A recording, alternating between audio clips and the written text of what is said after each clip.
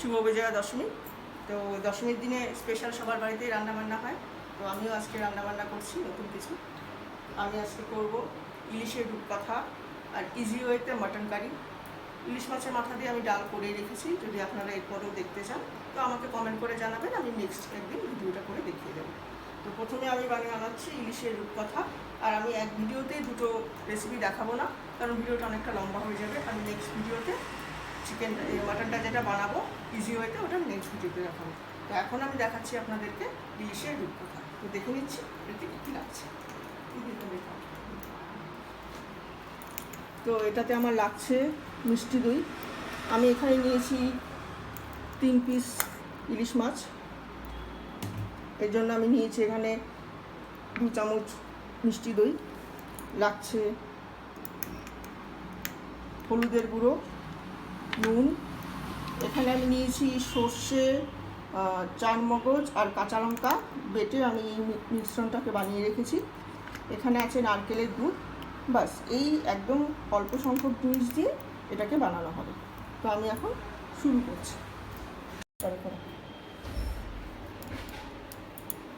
এখন আমি নিয়ে নিচ্ছি এই বোলটার মধ্যে, এটা আমি মিক্স বানিয়ে রেখেছিলাম, পুরোটাই নিয়ে নিলাম।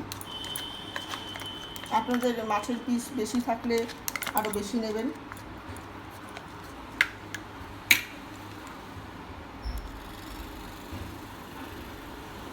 হলুদের গুঁড়ো,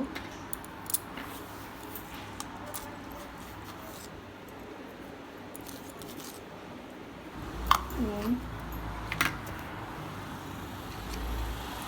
মিষ্টি দই,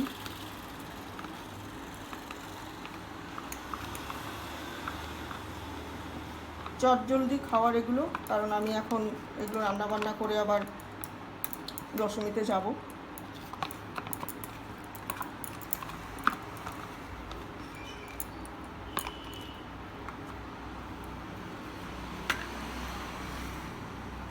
নারকেলের দুধ, এটা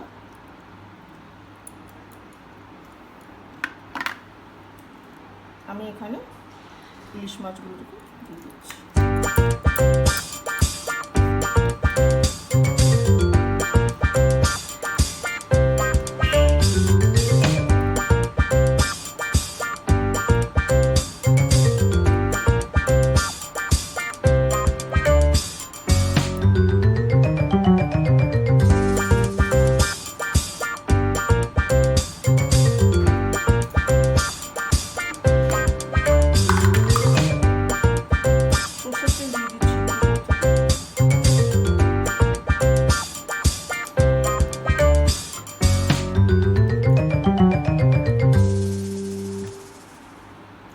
মাছ 3 চামচের মতন আমি সরষের তেল নিয়েছি।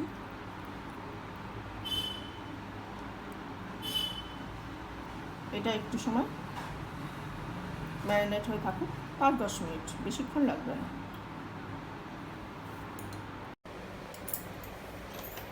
আমি এখন গ্যাসটা জ্বালিয়ে নিচ্ছি, আমার 5-10 মিনিট টাইম হয়ে গেছে। এখানে আমি দিয়ে দেবো এখন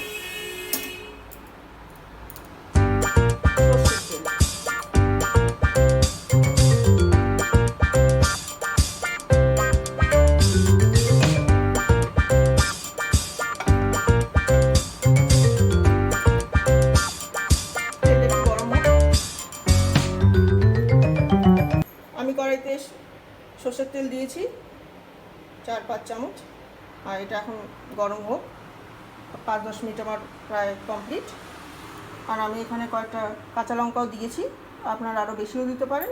কাঁচা লঙ্কা না খেলে এটাকে স্কিপও করতে পারেন। তো তেলটা গরম হোক, তারপরে আমি আবার আসছি। তেলটা গরম হয়ে গেছে, এখন আমি মাছগুলোকে এখানে দিয়ে দিচ্ছি।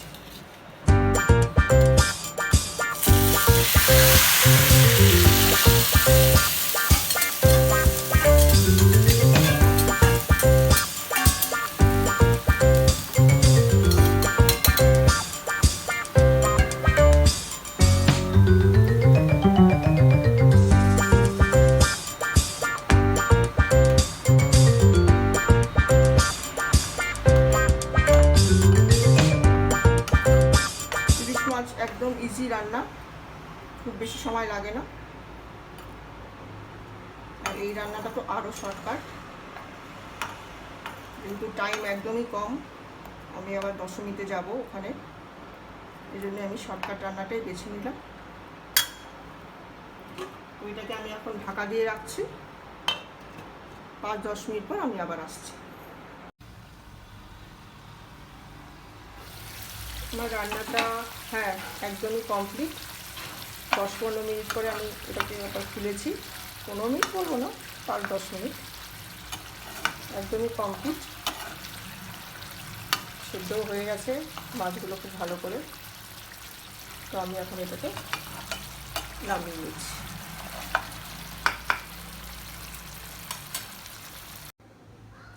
তো আমার কমপ্লিট হয়ে গেছে রূপকথার ইলিশ। তো এখন এটাকে আমরা খেয়ে দেখব। এখন তো খাবো না, একটু দেরি আছে। আমি এখন মাটনের রেসিপিটা তৈরি করব। তো মাটনটা তৈরি করে তারপরে আমরা খাবো। খেয়ে আমি দেখছি কেমন হয়েছে। তাহলে কেমন লাগলো এই রান্নাটা? আপনারা কিন্তু বাড়িতে অবশ্যই ট্রাই করবেন আর আমাকে কমেন্ট করে জানাবেন যে কেমন লাগলো। আর হ্যাঁ, চ্যানেলটাকে লাইক করতে কিন্তু ভুলবেন না, সাবস্ক্রাইব তো অবশ্যই করবেন, আর সাবস্ক্রাইবের পাশে থাকা বেল আইকনটা ক্লিক করে দেবেন। আর কমেন্ট করে নিশ্চয়ই জানাবেন যে কেমন লাগলো। পুজো চলছে, নিশ্চয়ই আপনারা এখন বাড়িতে নানান ধরনের নতুন নতুন রেসিপি ট্রাই করবেন। তো এটাও ট্রাই করে দেখবেন কেমন লাগলো। আজকের ভিডিও এখানেই শেষ করছি, দেখা হচ্ছে পরের ভিডিও।